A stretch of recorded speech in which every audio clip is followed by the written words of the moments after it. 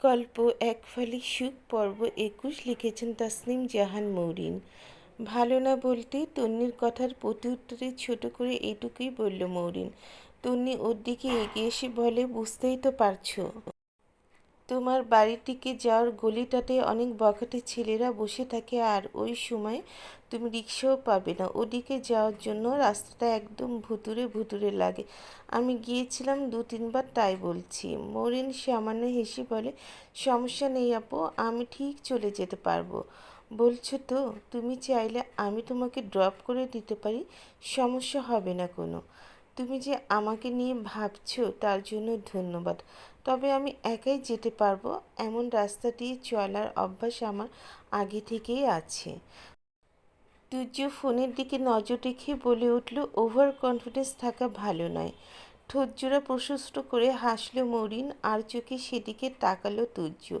মৌরিন তার দিকে না তাকিয়ে বলল, প্রত্যেক মানুষ কোনো না কোনো বিষয়ে ওভার কনফিডেন্ট থাকে, কিন্তু কিছু বিষয়ে ওভার কনফিডেন্ট থাকায় আমাদের বিপদ থেকে বাঁচায়। তবে অন্যান্য বিষয়ে ওভার কনফিডেন্ট থাকা মানুষের জীবন ধ্বংস করে দেয়। আমার ওভার কনফিডেন্স আমার ক্ষতি করবে নাকি উপকার করবে সেটা আমি জানি, বাকিদের নিজেদের তা ভেবে দেখা উচিত। কপাল কুঁচকে মৌরিনের দিকে তাকিয়ে রইল তুর্য। মৌরিন সেদিকে দৃষ্টি না দিয়ে তরুণ উন্মেষে বলল, আপু আসছি, আর রাতুল ভাইয়া বোধহয় কালকের মধ্যে ফিরে আসবে। ওকে, অ্যাজ ইউর উইশ। রুবেলের কাছে আরও একবার বলে অফিস থেকে বেরিয়ে এলো মৌরিন।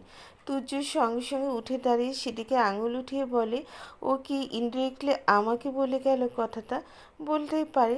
কথাটা বললে তন্নি তুর্যর পাশে চেয়ারে এসে বসে পড়ল। তুর্য খানিকটা রাগী গলায় রুবেলের দিকে তাকিয়ে বলল, ওই মেয়ে আমাকে ইনসাল্ট করলো। ভাইয়া আপনি বুঝতে পারছেন না, আমাকে জ্ঞান দিয়ে গেল।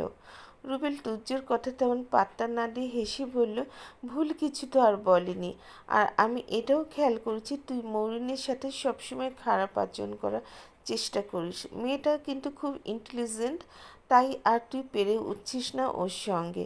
কথাটা বলে আবারও হাসতে লাগলো রুবেল। তন্নি তার সঙ্গে তাল মিলিয়ে হাসতে হাসতে বলল, ঠিকই বলেছেন রুবেল ভাই, আর হ্যাঁ, তুর্যর জন্য ঠিক এরকম একটা মেয়ে প্রয়োজন, তাহলে ওর জেদগুলো কমবে। তুর্য কটমট চোখে তাকিয়ে তন্নির দিকে। তন্নি তা দেখে বলে, ভুল কিছুই বলিনি আমি, আমি শুধু বলেছি মৌরিনের মতো মেয়ে, ওর কথা কিন্তু বলিনি।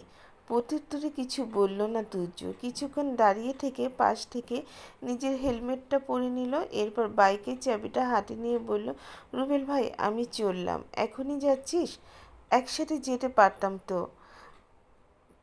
তুই রাতুলের ভাইয়ের জন্য এখানে বসে ওয়েট কর, সে সকালবেলা এসে তোকে নিয়ে যাবে। বেরিয়ে গেল তুর্য। রুবেল জিজ্ঞাসু দৃষ্টিতে তন্নির দিকে তাকিয়ে বলে, তন্নি তুর্য এটা কি বলে গেল রে? তন্নি মাথা চুলকে অমত অমত করে বলল, ও কিছু না ভাইয়া, আপনি ওর কথা কানে তুলছেন কেন? আমি লাস্ট বারের মতো দাঁড়াতে বলছি তোকে, এবার কিন্তু কান ধরে নিয়ে আসবো। নির্ঝরের কথায় জ্যোতি থেমে যায়, পিছনে ঘুরে রাগে ফুঁসতে ফুঁসতে বলে, আমি কি তোমাকে ভয় পাই নাকি? আর আমাকে ডাকছো কেন? আমার আর কি প্রয়োজন? নির্ঝর বুকে হাত গুজিয়ে এগিয়ে আসে জ্যোতির দিকে, এক হাত তার কপালে টোকা দিয়ে বলে, কি হয়েছে বল তো? এমন অদ্ভুত বিহেভ করছিস কেন আমার সাথে?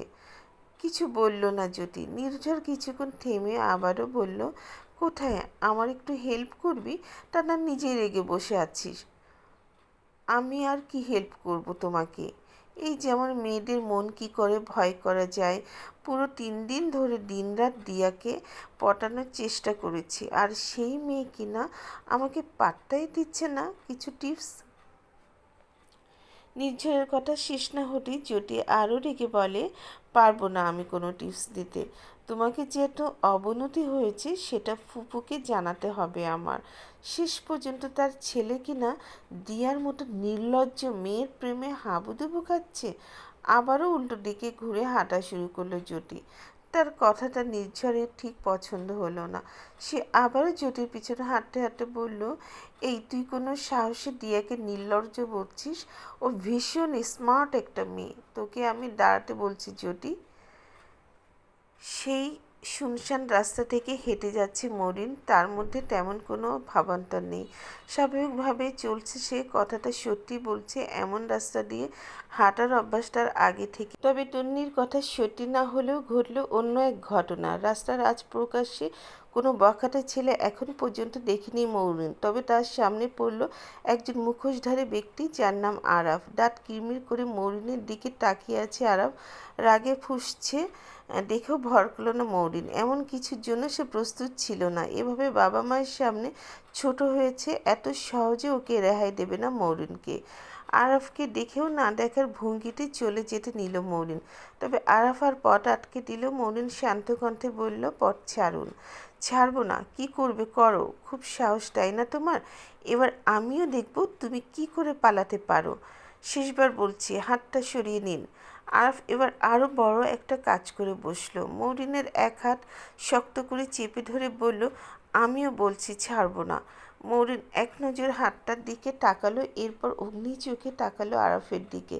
এক ঝটকায় নিজের হাতটা ছাড়িয়ে ঠাস করে চড় মারল আরাফের গালে। আরাফ ঘুরে তার দিকে তাকাতেই নিলেই মৌরিন এক হাত চেপে ধরল তার শার্টের কলার, অন্য হাতে থাকা লাল রঙের পাউডার জাতীয় কিছু আরাফের চোখের উপর ছুঁড়ো মারতে সেকেন্ডের মধ্যে দু চোখ চেপে ধরে কাটাতে শুরু করলো। বোঝা গেল ওই পাউডার জাতীয় বস্তুটি ছিল মরিচের গুঁড়া। আরাফকে সামনে দেখেই নিজের নিরাপত্তা বজায় রাখার জন্য ব্যাগের ভিতর ছোট পকেটে থাকা মরিচের গুঁড়া বের করে হাতে রেখেছিল মৌরিন। এখন তার উপযুক্ত ব্যবহার হলো। আরাফের কলা চেপে ধরে শান্ত কণ্ঠে বলল, আপনি ডাকাত, খুব সম্মানের, আর তোমার প্রতি আমার বিন্দুমাত্র সম্মান অবশিষ্ট নেই। বলেছিল না কি করতে পারে? তাহলে দেখো মিস্টার আর আমি যা করতে পারি। এখনও তুমি দেখোনি আমার বাকির মতো লুক। ভীষণ ভুল করলে। চোখে এতই জ্বালা করছে যে আরাফের যে মৌরিনের কথাগুলো কানে ঢুকছে না। তাই মৌরিন কলার চেপে ধরে রাখা হাতটা আলগা করতেই কোনো মতে পথ দেখে বাড়ির দিকে ছুটে পালালো সে। তার দিকে 2 সেকেন্ড তাকিয়ে নিজের হাতটা ঝেড়ে নিল মৌরিন। উল্টো দিকে তাকাতেই তার চোখ যায় কিছুটা ব্যবধানে দাঁড়িয়ে থাকা একজন লোকের দিকে। পাশেই একটা বাইকও আছে। মৌরিন সেদিকে তাকিয়ে বলল, কে ওখানে? এক ফালি সুখের পরবর্তী পার্ট শোনার জন্য আমন্ত্রণ রইল।